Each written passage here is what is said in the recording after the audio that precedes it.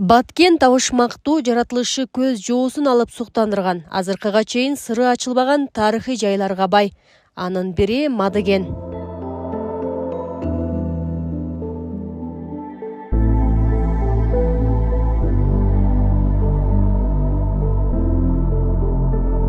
Акыркы кезде геопаркка саякаттоону каалагандардын саны өстү. Андыктан туристтер үчүн ыңгайлуу шарттар түзүлүүдө. Учурда геопарктагы каттам иштелип чыгып, аймакка баруучу жол оңдолуп, Мадыгендин түркүн түскө бөлүнгөн табиятына бийиктен туруп көз чаптыруу үчүн атайын аянтча курулган. Бир жыл мурун келгенде бул жерде бир аз туристтер үчүн, ошол атайын Мадыгенге кызыккандар үчүн шарт бир аз жок деп айтсак жакшы болмок. Анан азыр болсо бул жердеги туристтер үчүн ошол жергиликтүү бийлик абдан жакшы көңүл бурган деп айтсак болот. Анткени бул жерде коопсуздук маселеси эң биринчи орунда турат. Ошондуктан коопсуздукка дагы маани беришкен. Жакты бизге азыр достор менен келип азыр бир сыйра Мадыгендин кооз тоолору менен таанышып атабыз. Мадыгенге жергиликтүүлөр менен катар чет өлкөлүктөр да кызыгып, аны көрүү үчүн атайын баргандар көбөйдү. Алар Баткен чөлкөмүндө туризмди өнүктүрүүдө табиятка аяр мамиле жасоо керектешет. Баткен туристтик жайларга аябай бай, кеңге да бай деп айтылып келет, бирок эми мындан ары өнүгүп, мындан ары шарттар түзүлүп, мындан ары көңүл бурулуп, мындай барган сайын ыңгайлуулук болот деп ойлойм. Биз бул жерге сырттан эле туристтерди эмес, биз ички туризмди дагы өнүктүрүшүбүз керек.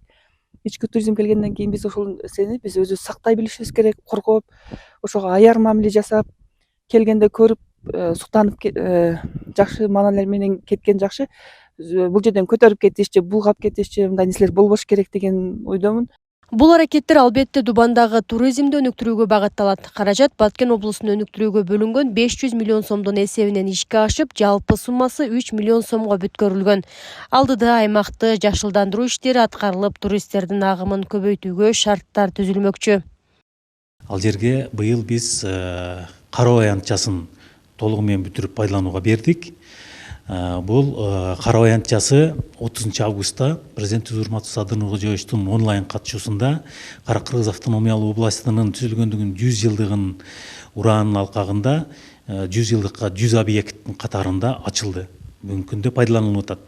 Андан сырткары ал жерде бейөкмөт жана эл аралык уюмдар тарабынан дагы биргеликте жергиликтүү бийлик жана эл аралык уюмдар менен биргеликте дагы туристтерге шарт түзүү максатында ушундай кароо аянтчалары, 3 дагы кароо аянтчалары башка ошол аймактын башка жерлерине курулуп пайдаланууга берилген.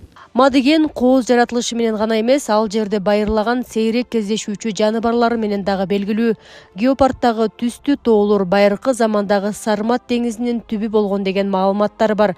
Геологиялык процесстер бул жерде укмуштуудай көрүнүштүү жана жаратылыш эстеликтерин жараткан. Эталондук жаратылыш мурастары бар жайлардын сактоо максатында Министрлер кабинетинин чечими менен жалпы аянты 8160 гектар аймак Мадыген жаратылыш паркы болуп түзүлгөн. Миңгүл Көчөрова, Абдрашит Саттаров, Ала Тоо 24, Баткен облусу.